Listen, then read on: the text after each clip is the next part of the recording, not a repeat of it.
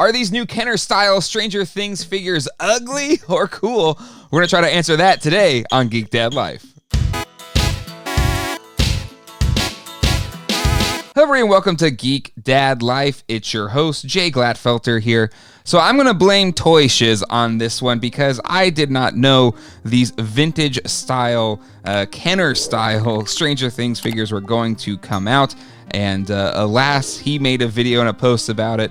And we both share a love for the classic Kenner figures of the 80s and 90s that had action features, especially the Ghostbusters toy line that incorporated a lot of the fright features throughout the years of the toy line. Just to show an example here, this classic Peter Venkman. I mean, how many of us had this action figure?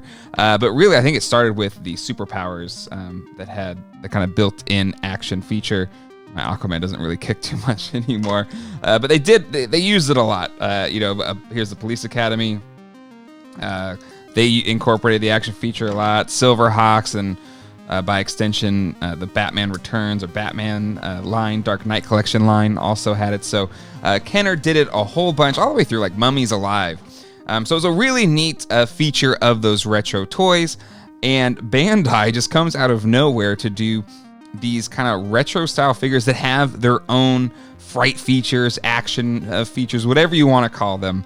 And, once I saw Toy Shiz video and post about it, I knew that I wanted to kind of get them in hand myself and see if these can kind of truly be on the shelf with your vintage, Kenner figures. I'm a big fan of Stranger Things. We fell in love with it the second it aired on Netflix. I've loved every season, especially seasons 1 and 3. So none of the action figures, toys, anything they've released so far has really made me want to go out and buy it until these figures. And I think it's mainly because, this show is so connected to the 80s, to all of the kind of pop culture things we loved from that period of time, that I think it's, any toy should kind of be in that style. And I really appreciate that Bandai kind of went for that with these figures. So starting with Dustin and looking at his card art, I really just love the vintage style. I mean, you have painted artwork showing the action feature that he has, what was it, Dart, I believe,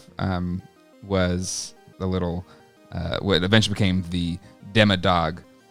But it was kind of a fun little part of season 2. So that's going to be his action feature. And then on the back, it's the same for both of them. But they've only released 2 so far. Eventually we're going to have Mike, Lucas, and Will. And they will have a Build-A-Figure Demogorgon as seen in the first season of the show, I think, as well as the 3rd season of the show. It also shows the 2 action features. And for Dustin, you squeeze or push his backpack and his hat pops up, his mouth opens. And then I think 11 has the best feature or action feature of the 2 so far. But all right, let's open this one up. Again, it's just that classic Kenner style packaging, kind of one big bubble. So pretty easy to see and looks like pretty easy to open. Oh, the hand fell out. All right. So they both come with a Demogorgon piece. They both come with the right and left arms. And it's just a figure. That's it. There's no other accessories. Whether that's a good or bad thing, I think, is open to your own interpretation. Look at the figure. It doesn't really look like him, but I think that's kind of the point. It's supposed to have that retro Kenner style. I mean, even the paint application for the eyes is so, vintage Kenner, where they would just kind of paint the outline of the eyes and the pupil, which was so commonplace with toys back then. So I love that approach. Scale is a little off. It kind of is more on the kind of Police Academy scale, just kind of just off compared to, some of the superhero lines as well as the Ghostbusters lines, but still, it looks fun. It's not for accuracy. It's just going to have that kind of cool retro vibe to it. And let's try out his action feature. Again, you push the back of the backpack. And there you go. There's the feature. And you can kind of see a dart right there under the cap as it pops up. Again, engineering-wise, They probably should have figured out how to make it so it was more visible, because it kind of gets lost unless you're really looking for it. Like you kind of look underneath the cap. And it kind of gets stuck as well. So the engineering on this one is a little wonky, but still I think it looks pretty cool. So there you go. There's Dustin. All right, now let's open up 11.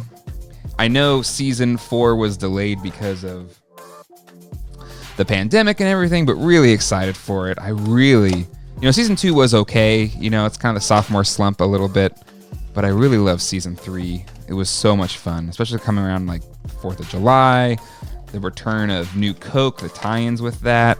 I think they did a really good job. So excited for season 4 to come out. Here's the other Build-A-Figure piece for Demogorgon. Again, it's kind of frustrating that we only have these 2 figures, so who knows when or if we'll get those next 3 figures.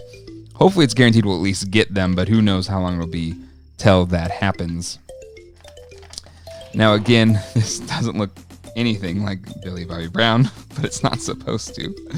But it's such an iconic look. I mean, that year for Halloween, everyone dressed up as 11, just like this. So still pretty cool, but her action figure is so cool. So not only the, kind of doing her, telekinesis hand movement, but the blood comes out of her nose.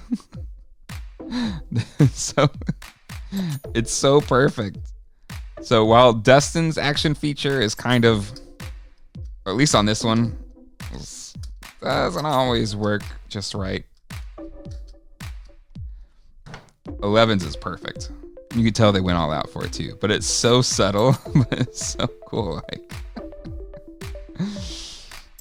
So there you have it. Are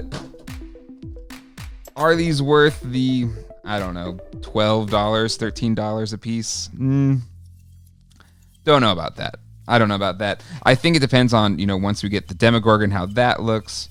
But for me, I think having vintage style looking Stranger Things figures is exactly the kind of Stranger Things action figure that I would want in my collection. And I think that would probably be the case for most of you as well. So let me know down in the comment section below, do you like these figures, or do you think they're hideous, ugly, and have no place on any toy shelf?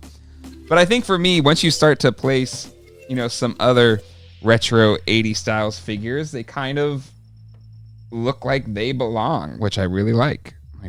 Come on, Bankman, stand up. There we go.